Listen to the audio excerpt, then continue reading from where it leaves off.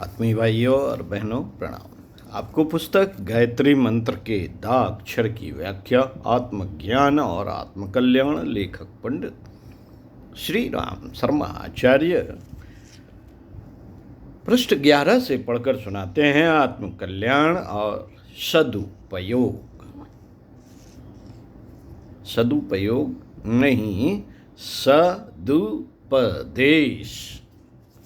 आइए सुनते हैं। साथियों, आत्म कल्याण के लिए प्रयत्न तो मनुष्य को स्वयं ही करना पड़ता है, पर सत्संग और सदुपदेश उसके प्रधान अवलंबन है। हमारे कानों को सदुपदेश रूपी सुधा निरंतर प्राप्त होती रहनी चाहिए। मनुष्य का स्वभाव चंचल है, इंद्रियों की अस्थिरता प्रसिद्ध है। यदि आत्म सुधार में सभी इंद्रियों को वश में रखा जाए तो उचित है, क्योंकि अवसर पाते ही इनकी प्रवृत्ति पतन की ओर होने लगती है। सदुपदेश वह अंकुश है। सदुपदेश वह अंकुश है जो मनुष्य को कर्तव्य पथ पर निरंतर चलते रहने को प्रेरित करता रहता है। सत्पथ से विचलित होते ही कोई शुभ विचार या स्वर्ण सूत्र पुनः ठीक मार्ग पर ले आता है। प्रत्येक सदुपदेश एक ठोस प्रेरक विचार है। जैसे कोयले के छोटे से कण में विध्वंसकारी विपुल शक्ति भरी हुई है, उसी प्रकार प्रत्येक सदुपदेश शक्ति का एक जीता जागता ज्योतिपिंड है। उससे आपको नया प्रकाश और नवीन प्रेरणा प्राप्त होती है।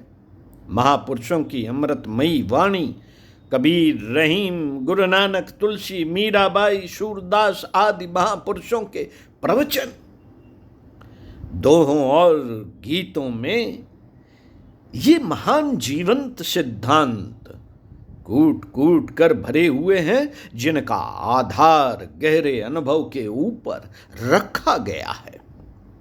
आज वे अमर तत्ववेत्ता हमारे मध्य नहीं है।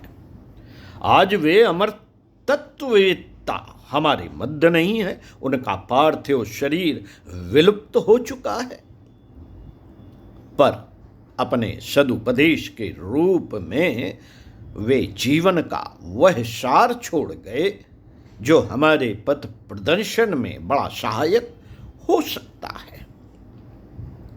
आदमी मर जाता है मित्रों, आदमी मर जाता है। उसके साथ सामान, महल, तिबारे टूट फूट कर नष्ट हो जाते हैं, परंतु उसकी जीवन का सार, उपदेश और शिक्षाएं वह अमर वस्तु हैं। वह अमर वस्तु हैं जो युगों तक जीवित रहती हैं। इस पृथ्वी पर आज तक न जाने कितने व्यक्ति आए और मृत्यु को प्राप्त हुए, उनका नामो निशान तक शेष नहीं बचा। किंतु जिन विचारकों, तत्ववेत्ताओं और महापुरुषों ने अपने जीवन के अनुभव रखे हैं, वे आज भी मशाल की तरह हमें प्रकाश दे रहे हैं। मनुष्य का अनुभव धीमी गति से बहुत धीरे धीरे बढ़ता है। जैसे जैसे आयु बढ़ती है, वैसे वैसे कड़वे मीठे घूंट पीकर हम आगे बढ़ते हैं। अब यदि हम केवल अपने ही अनुभवों पर टिके रहें तो बहुत दिनों में जीवन के सार को पा सकेंगे। इससे अच्छा यही है कि हम विद्वानों के अनुभवों को ध्यानपूर्वक पढ़ें और इन्हें अपने अनुभवों से परखें, तौलें एवं जीवन में डालें। जिन्होंने जिन प्रलोभनों का उल्लेख किया है, उनसे बचें। जिन अच्छी आदतों को सराहा है, उन्हें विकसित करें। सदुपदेश को ग्रहण करना अपने आप को लाभान्वित करने का एक सरल उपाय है। सत्य के शोधक, उन्नत के जिज्ञासु और कीर्ति के इच्छुक का यह सर्वप्रथम कर्तव्य है कि वह केवल अपने थोड़े से अनुभवों के बल पर न टिक कर मानवता को प्रशस्त और समुन्नत करने वाले विचारकों के अनुभवों से लाभ उठावे। सदुपदेश हमारे लिए प्रकाश के जीते जागते स्तंभ हैं। जैसे समुद्र में जहाजों को उचित मार्ग निर्देश करने के लिए प्रकाश स्तंभ बनाए जाते हैं, विद्वानों के ये उपदेश ऐसे ही प्रकाश स्तंभ हैं। हम यह नहीं कहते मित्रों, हम यह नहीं कहते कि आप आंख मूंद कर इन्हें ग्रहण करें। आप अपनी बुद्धि और तर्क से खूब काम लीजिए, लेकिन उपदेशों में व्यक्त आधार तथा तत्व को अवश्य ग्रहण कीजिए। आपको विवेकवान बनने में ये प्रचुरता से सहायता देने वाले हैं। सत्य, प्रेम और न्याय का पथ इनसे स्पष्ट हो जाता है। साथियों, आपको कोई दूसरा अच्छी सलाह दे, आपको कोई दूसरा अच्छी सलाह दे, उसको सुनना आपका कर्तव्य है, परंतु आपके पास अंतरात्मा का निर्देश है। आप अपनी आत्मा की सलाह से काम करते रहिए, कभी धोखा नहीं खाएंगे, कभी धोखा नहीं खाएंगे।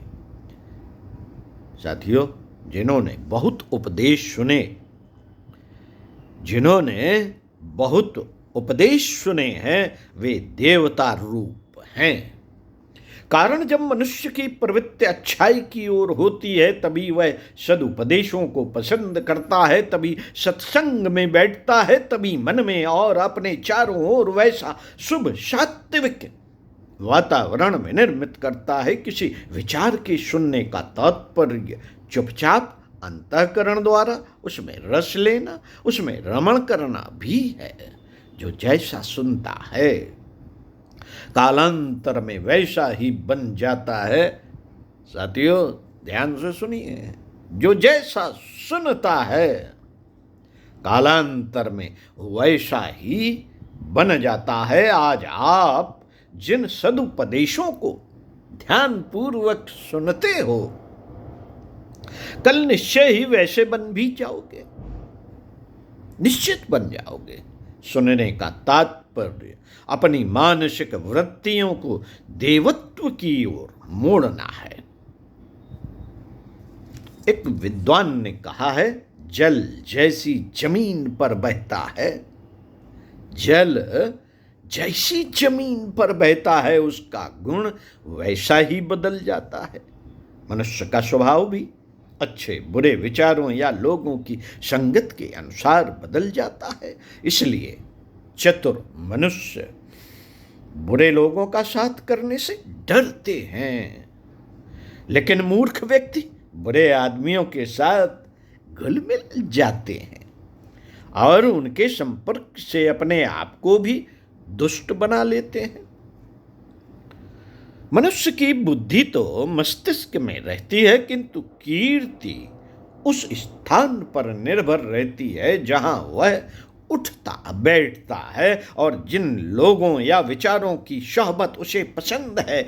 आत्मा की पवित्रता मनुष्य के कार्यों पर निर्भर है और उसके कार्य संगति पर निर्भर है। मित्रों, बुरे लोगों के साथ रहने वाला अच्छे काम करे, यह बहुत कठिन है। धर्म से स्वर्ग की प्राप्ति होती है, किंतु धर्माचरण करने की बुद्धि सत्संग या सदुपदेशों से ही प्राप्त होती है। स्मरण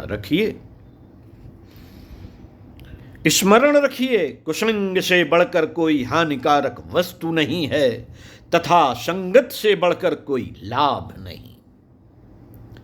जब आप सदुपदेशों की संगत में रहते हैं तो गुप्त रूप से अच्छाई में बदलते भी रहते हैं। यह सूक्ष्म मनोवैज्ञानिक प्रक्रिया स्थूल नेत्रों से दिखती नहीं है, किंतु इसका प्रभाव तीव्र होता रहता है। अंततः मनुष्य उन्हीं के अनुसार बदल जाता है। गंगा जल से जिस प्रकार शरीर शुद्ध होता है, सदुपदेश से मन बुद्धि और आत्मा पवित्र होती है। धर्मात्मा मनुष्य की शिक्षा एक सुदृढ़ धर्मात्मा मनुष्यों की शिक्षा एक सुदृढ़ लाठी के समान है, जो गिरे हुए पतितों को सहारा देकर ऊंचा उठाती रही है और बुरे अवसरों पर गिरने से बचा लेती है।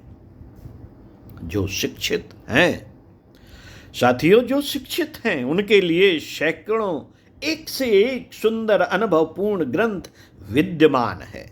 कवियों, विचारकों, तत्वदर्शकों की वाणियां हैं, दोहे, भजन, श्रुतियां हैं। इनका मनन और आचरण करना चाहिए।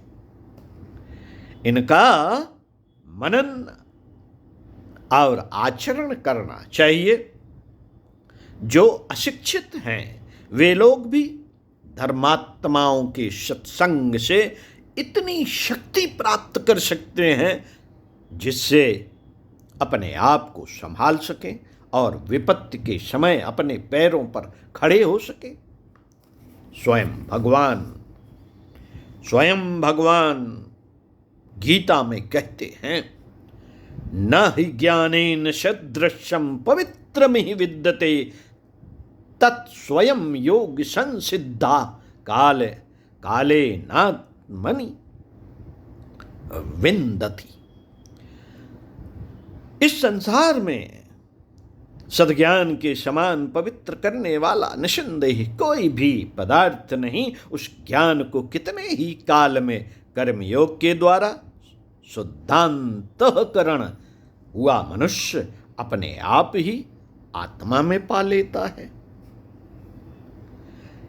ये मानवा हरि कथा श्रवणास्त दोषा कृष्णाग्नि पद्म भजने रत चेतनाश्च ते विपुन्नति ते वैपुन्नति च जरगांत शरीर संगात संभाषणादपि ततो हरि रेवे पूज्या। हरि पूजा परा यत्र मदांत नुद्ध बुद्धया बुद्धया और तत्रैव शकलम भद्रम यथा निम्ने जलम द्विजा। अर्थात जो मानव भगवान की कथा श्रवण करके उससे सदुपदेश ग्रहण कर अपने समस्त दोष दुर्गुण दूर कर चुका है और जिनका चित्त भगवान श्री कृष्ण के चरणारविंदों की आराधना में अनुरक्त है, वे अपने शरीर के संग अथवा संभाषण से भी संसार को पवित्र करते हैं। अतः सदा श्री हरि की ही पूजा करनी चाहिए। ब्राह्मण जैसे नीची भूमि में इधर उधर का सारा जल सिमट सिमट कर एकत्रित हो जाता है, उसी प्रकार जहाँ भगवत पूजा परायण शुद्ध चित्त महापुरुष रहते हैं, वहीं संपूर्ण कल्याण का वास होता है। तो साथियों, चिंतन मनन जरूर कीजिए और कुछ अच्छा पढ़ते रहिए, कुछ अच्छा सुनते रहिए। इसी क्रम में अगले क्रम में इसी पुस्तक से आपसे फिर मिलते हैं। विषय आत्म कल्याण के लिए आत्मनिरीक्षण की आवश्यकता। ओम शांति।